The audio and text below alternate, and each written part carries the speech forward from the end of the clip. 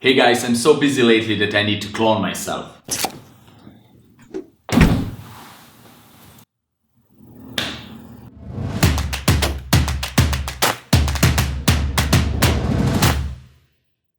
Hey guys, it's Nemanja Sekulic and welcome to another fun episode.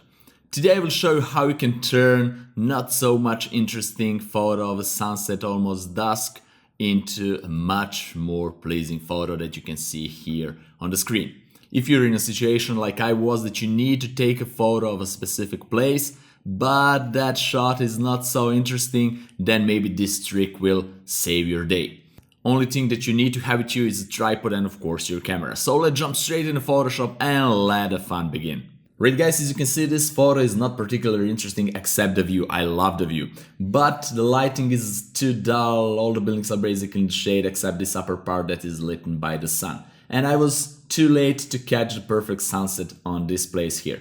But fortunately I knew about this technique that will save my day. What I did here, I put my camera on a tripod and took this photo that you can see on the screen, and then I waited for a little bit longer until the sun set completely down and the street lights turn on. And I end up with this photo that you will agree it's much more pleasing to the eye than the previous one.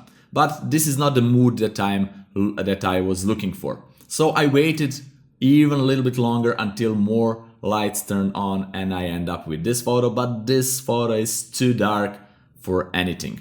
And if I waited even longer, maybe more lights would turn on, but I didn't have time for that, so I was satisfied for these 3 exposures. But you don't need to take only 3 exposures, you can take 10, 20 exposures, depending on the conditions you are in and situations you are in. So now I will show you how we can combine all these 3 photos and create a mood that I was satisfied with.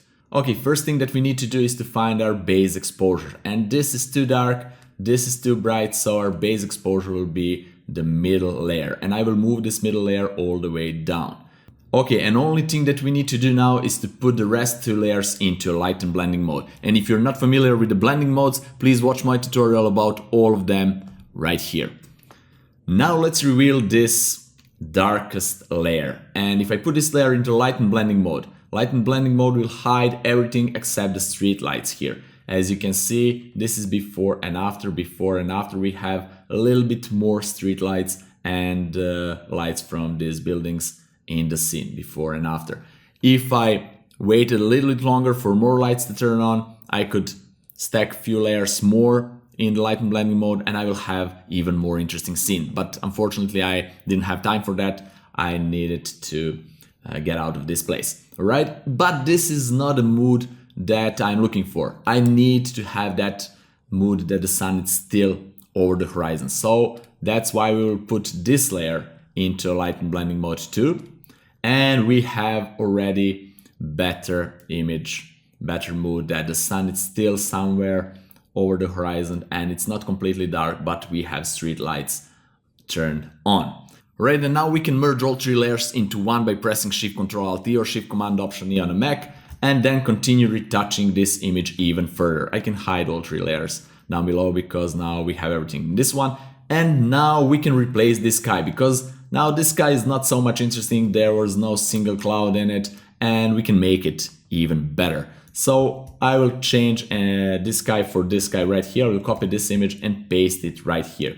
Press Ctrl Command T and then right click and flip horizontal and put it something like this, maybe more down, we will see, and press OK. Now I will hide this sky layer and go to this merge layer and use a magic wand. I will use a tolerance of 20 here, and just by holding shift I will go and select only the sky. Something like this is good, and if this is not a perfect selection, don't worry, you can always fix it, but for the sake of this tutorial I will not spend much time tweaking this. And I will now, while this selection is active, I will go to sky layer, turn it on and just click on the mask. So this is much better, but now it's completely crazy look and the colors are really crazy, but we will fix that.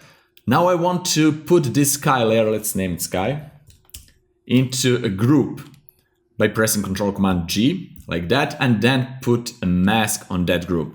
Go to gradient tool, and with the black and white colors I just want to remove the sky a little bit more from this here down below, and this is much better blend. Now only thing that I need to fix is the color of the sky. So for that we can use curves, adjustment layers, levels, we can use color balance. Let's use color balance, why not?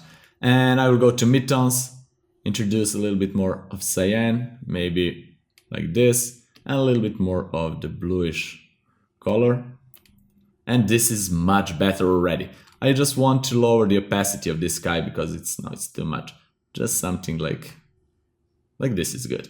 Alright, and now we can merge again everything into a new layer by pressing Shift Ctrl Alt E or Shift Command Option E on a Mac, and then retouch even further. Let's go to filter and filter liquify, not liquify, camera raw. That's the one we are looking for. Right, and let's boost the contrast a little bit, open the shadows a touch. I like to go and add a vignette, just a touch, and to feather that, and then go to split toning and add a little bit more bluish tint in the shadows. Maybe a touch of yellowish in the highlights, just a touch to have that split toning effect. And let's go sharpen this image, global sharpening just a little bit too. Maybe just add the haze touch, clarity touch just a little bit. I don't want to emphasize that. So this is before and after, before and after. I like the look. I can press OK, and then I can go to Nicola FX Pro or whatever you want. You can go to Luminar and tweak this even further. But guys, I will show you now. This is before, not so much interesting photo, and this is after those tweakings. Really easy job. Just put all other layers into light and blending mode, and this is how it looks. Of course, I changed the sky, but this is basically before and after, before and after.